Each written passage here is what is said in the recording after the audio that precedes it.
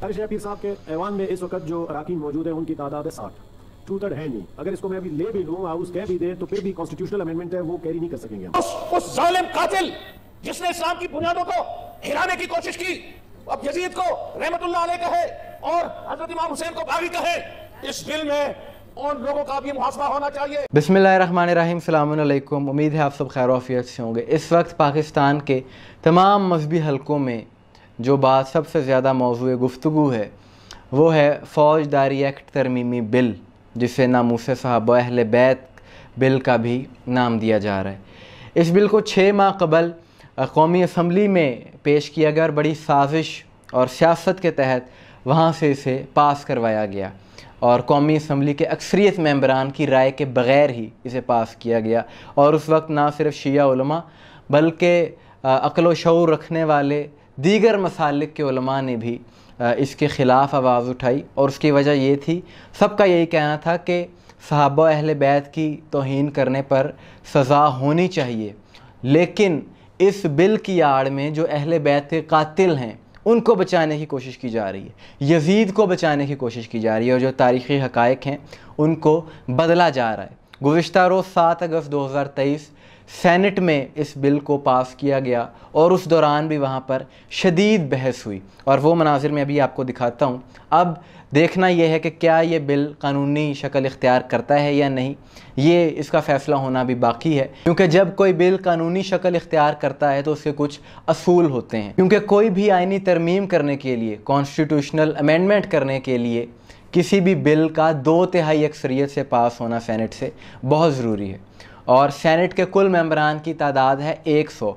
जबकि कल जो ये सेशन हुआ है सेनेट का उसमें हाजिर मेंबरान थे 60 और उसमें से भी बहुत से मेंबरान ने, बहुत से सेनेटर्स ने इस पर अपने तहफ़्फ़ुज़ात का इजहार किया है और इसकी मुखालफत की है और उनका क्या कहना था आप ये वीडियो क्लिप्स देखें। उसको मलहूज़ खातिर रखा है, लेकिन एक बात जिसकी मैं कमी महसूस कर रहा हूँ, मैं सोशल मीडिया पे किसी को सुन रहा था कि वो कहते हैं कि मैं यजीद के बारे में ज्यादा तो कुछ नहीं, लेकिन कम से कम इतना कहता हूं कि यजीद रहमतुल्लाह अलैह और उस जालिम कातिल जिसने इस्लाम की बुनियादों को हिलाने की कोशिश की, अब यजीद को रहमतुल्लाह अलैह कहे और हजरत इमाम हुसैन को बागी कहे, इस बिल में उन लोगों का भी मुहासबा होना चाहिए।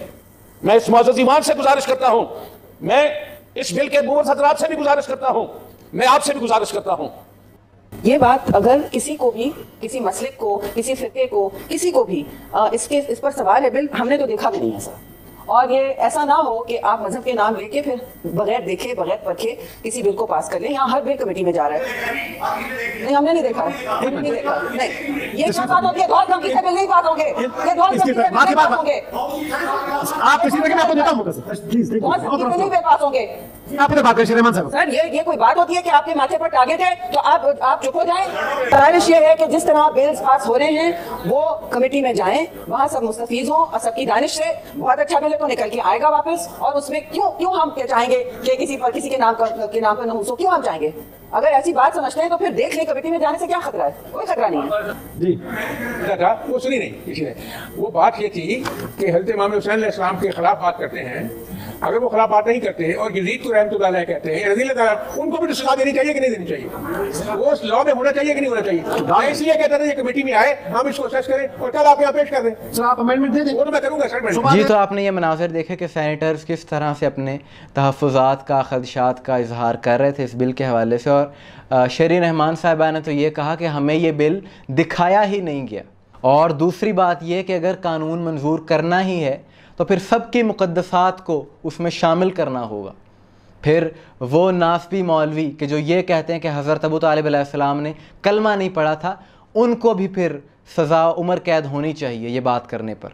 या आलम इस्लाम की मुक़द्दस तरीन हस्ती हैं जनाब अबू तालिब अलैहिस्सलाम, और उन पर जो मौलवी खुलेआम बहतान लगाते हैं माज़अल्लाह कुफ़र का, उनको भी फिर जेलों में डालना चाहिए। ये नहीं होगा कि फिर आप अपनी मर्ज़ी के मुक़द्दसात को और अपनी मर्ज़ी की शख्सियात के बारे में ही कानून बना लें और फिर आपका जो जी चाहे वो करें, चाहे यजीद को भी रज़ी अल्लाह आप कहना शुरू कर दें।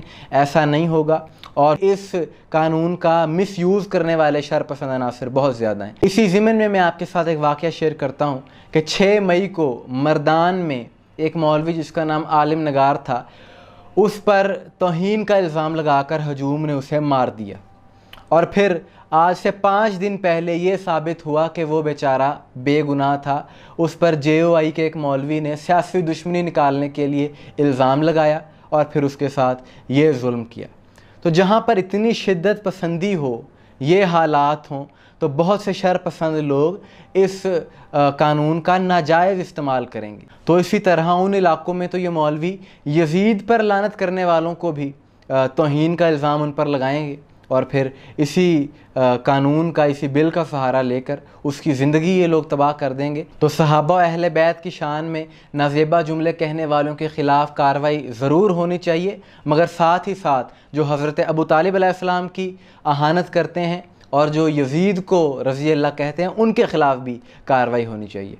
आपके इस बारे में क्या राय है, कमेंट्स में ज़रूर बताइएगा। दुआ में याद रखिएगा। अस्सलामु अलैकुम व रहमतुल्लाह।